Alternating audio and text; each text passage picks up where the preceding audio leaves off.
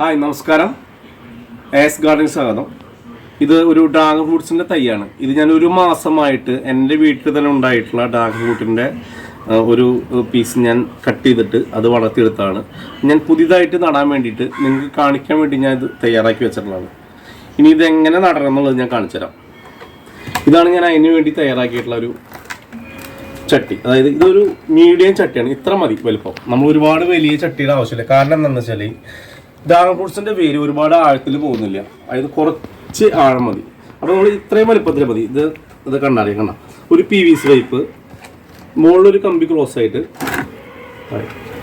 അടിയിലൊരു കമ്പി ക്രോസ് ആയിട്ട്, ഇപ്പോൾ രണ്ടും അങ്ങോട്ട് ക്രോസ് ആയിട്ട് ഈ തുള ഇട്ടിട്ട് ഇങ്ങനെ എടുത്ത് കഴിഞ്ഞാൽ സ്ട്രോങ് ആയി. അതായത് ഈ ചട്ടി ഒരിക്കലും മറന്നു വീഴില്ല. PVC സ്ട്രോങ് ആയിട്ട് മുകളിൽ അതുപോലെ തന്നെ രണ്ടും ക്രോസ് ആയിട്ട് ഒരു കമ്പി അങ്ങോട്ടും ഒരു കമ്പി ഇങ്ങോട്ടും ക്രോസ് ആയിട്ട് വെച്ചു. ഇത് സാധാരണ ടയറൊക്കെയാണ് സാധാരണ ചെയ്തു വരുന്നത്. ഇതെനിക്ക് ടയർ കിട്ടാണ്ടാവുന്നില്ല.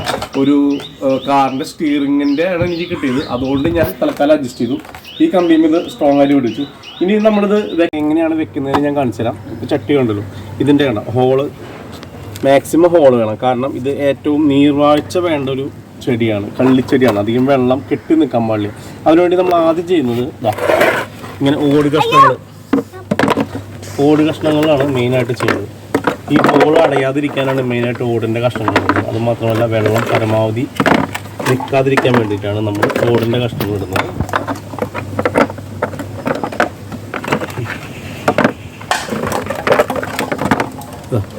ഓടിൻ്റെ കഷ്ണം പരമാവധി ഇട്ട് കഴിഞ്ഞു. ഇനി നമുക്ക് വേണ്ട സാധനങ്ങൾ എന്തൊക്കെയാണെന്ന് വെച്ചാൽ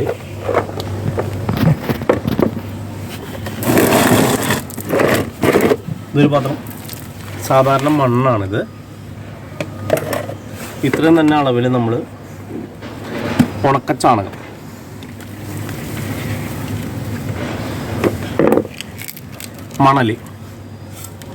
മണലിപ്പോൾ അധികം കിട്ടാനുണ്ടാവില്ല.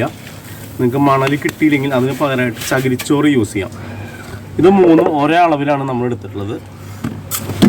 ഇത് മൂന്നും കൂടെ മിക്സ് ചെയ്യാം.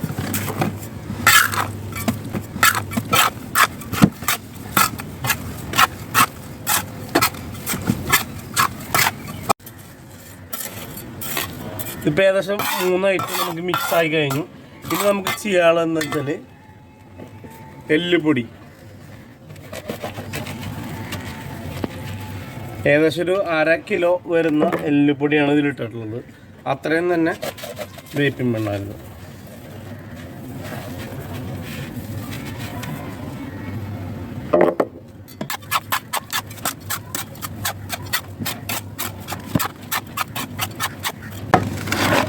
നമുക്ക് കുറച്ച് മിക്സ് ആയിട്ടുള്ളത് നമുക്ക് കുറച്ചിടാം.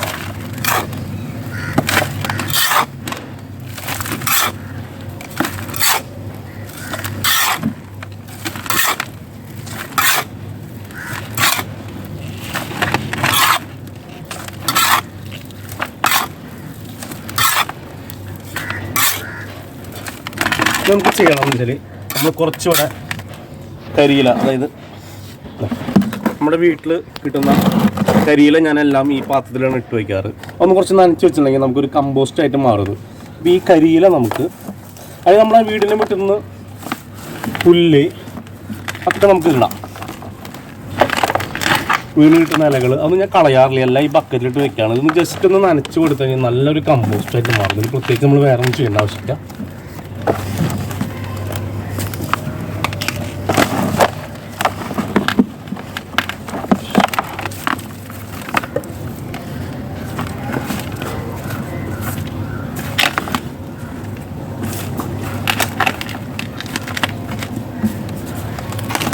നമുക്ക് വീണ്ടും നിറച്ചു കൊടുക്കാം.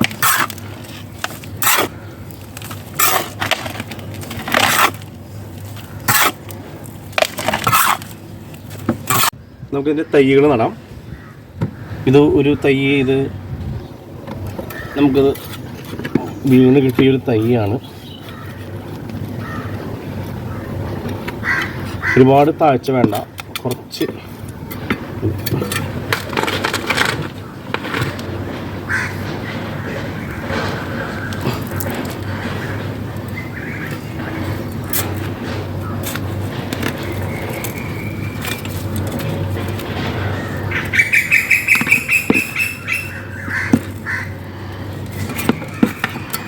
ഒരുപാട് താഴ്ചയിൽ വെക്കേണ്ട ആവശ്യമില്ല, ഈ ഇത്ര താഴ്ചയിൽ വെച്ചാൽ മതി.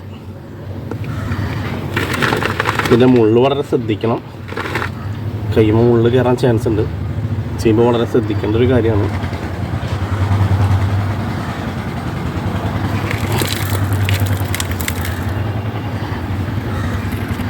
ഏകദേശം ഒരു 3 തൈയൊക്കെയാണ് നമുക്ക് നല്ലത്. ചെറിയ ചട്ടിയാകുമ്പോൾ നമ്മൾ വലിയ തോട്ടങ്ങളിലൊക്കെ ആകുമ്പോൾ 4 എണ്ണമൊക്കെ വെക്കാറുണ്ട്. നമുക്കൊരു 3 എണ്ണമൊക്കെ മതി നമ്മുടെ ഈ ചെറിയ ചട്ടിയാകുമ്പോൾ. എന്നാലും അതിൻ്റെ വളം കാര്യങ്ങൾ വേരൊക്കെ ഓടാനുള്ള സ്ഥലം അതിന് കിട്ടുള്ളൂ.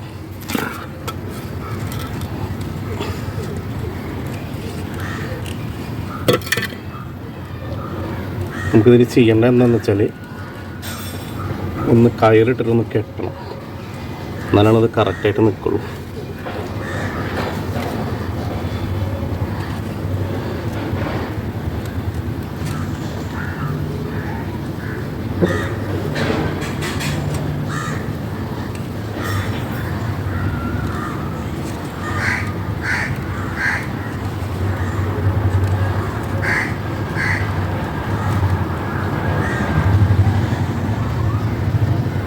ഇത്രയും ചെയ്ത് കഴിഞ്ഞാൽ നമ്മുടെ ഒരു പണി കഴിഞ്ഞു സത്യം പറഞ്ഞാൽ. അപ്പോൾ ഇതുപോലെ നമുക്ക് വളർത്തും. ഇത് നമുക്ക് തൈകൾ എന്ന് പറഞ്ഞാൽ ഇത്രയും വലിയ തൈകൾ കിട്ടില്ല വിപണിയിൽ. നമുക്കൊരു ഇത്രയും വലിപ്പമുള്ള പീസുകളൊക്കെ നമുക്ക് സാധാരണ വാങ്ങിക്കാൻ കിട്ടുന്നുണ്ട്. അപ്പോൾ എൻ്റെ കയ്യിലുണ്ട് കുറച്ചൊക്കെ, വിൽപ്പന തുടങ്ങിയിട്ടില്ല. ആവശ്യമുള്ളവർക്ക് വേണമെങ്കിൽ നമുക്ക് കൊടുക്കാം, അടുത്തുള്ളവർക്കൊക്കെ ആണെങ്കിൽ കൊടുക്കാൻ പറ്റും. അപ്പോൾ ഇത്ര ആണെങ്കിലും നമുക്ക് ഇതുപോലെ വെച്ച് കെട്ടി കഴിഞ്ഞാൽ ഇത് നല്ല രീതിയിൽ വളർന്ന് ഒരു 9 മാസം ആകുമ്പോഴേക്കും നമുക്ക് ഇതിൻ്റെ ഫലം കിട്ടും.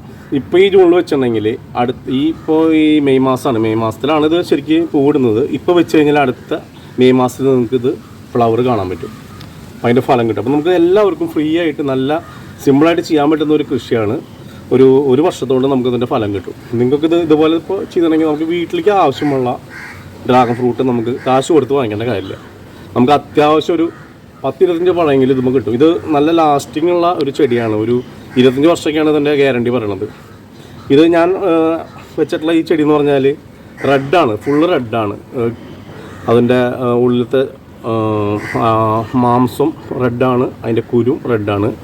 നല്ല ടേസ്റ്റാണ്. ഞങ്ങൾ പ്രാവശ്യം കഴിഞ്ഞ പോലെ ഇതിൻ്റെ നമുക്ക് അതിൻ്റെ ഇത് കിട്ടിയായിരുന്നു, ഫ്രൂട്ട്സ് കിട്ടിയായിരുന്നു. അപ്പോൾ അതിൻ്റെ സെയിം തൈയാണ് ഞാൻ വെച്ചിട്ടുള്ളത്.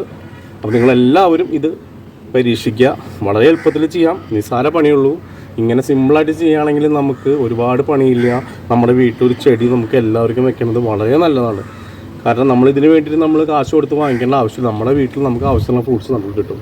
ഓക്കെ, അപ്പോൾ ഇതൊക്കെ ഇഷ്ടമായിട്ടുണ്ടെങ്കിൽ എല്ലാവരും സപ്പോർട്ട് ചെയ്യുക. Okay, thank you.